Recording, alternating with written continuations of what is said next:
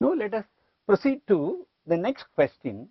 What are the different methods of preparation of hydrogen in the laboratory? Give equations wherever they are necessary. There are actually several methods, at least about 3 or 4 methods available for the preparation of hydrogen in the laboratory. We will deal with the various methods one after the other. The first one is the hydrogen is liberated by the action of dilute acids like preferably dilute hydrochloric acid and dilute sulfuric acid on metals. The equation is every reaction has to be supported by means of an equation. When zinc reacts with sulfuric acid, it forms zinc sulfate having liberating hydrogen. Similarly, iron reacts with hydrochloric acid to give rise to ferrous chloride. It is not ferric chloride, it is ferrous chloride and hydrogen. So these are the two typical reactions of acids like hydrochloric acid or sulfuric acid on metals like zinc and iron.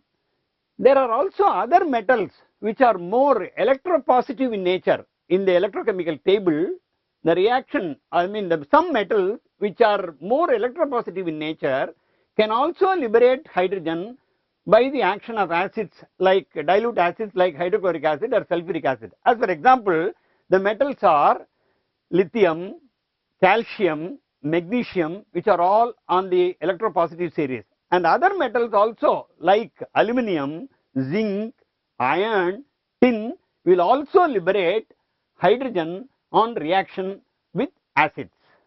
We have now been looking at the various methods of preparation of hydrogen in the laboratory. The second method now is when hydrogen is also formed when some metals like zinc or aluminum reacts with, instead of acids, reacts with alkali like sodium hydroxide. One equation has been given which is Zn plus 2NaOH will give Na2ZnO2 liberating hydrogen. In the third method, we are now looking at the methods of preparation. In the third method, some elements like alkali metals like sodium and potassium react very vigorously or even violently with water, liberating hydrogen. Not only the reaction is very vigorous, sometimes sodium and potassium explode or burn on reaction with water.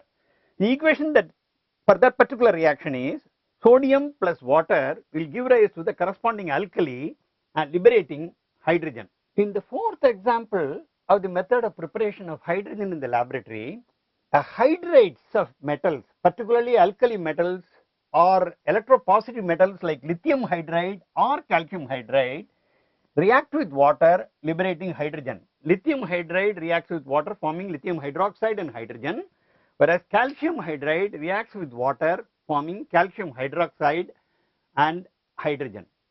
This is another method by means of which hydrogen is liberated. These are all the various simple methods by means of which hydrogen is liberated in the laboratory. There is one more method which we will discuss. Now let us come to the last method, or another method of making hydrogen in the lab scale or slightly in the industrial scale. Some of the less active metals, previously I have been talking about the metals like sodium, potassium, lithium, calcium, magnesium.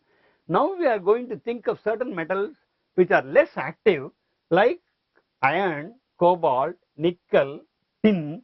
They do not react with water directly to produce hydrogen, but under some strong conditions, but conditions like these metals react with steam to produce hydrogen. As for example, red hot iron reacts with superheated steam to produce iron oxide, liberating hydrogen. This is one of the industrial methods of production of hydrogen. Now let us go to the industrial methods of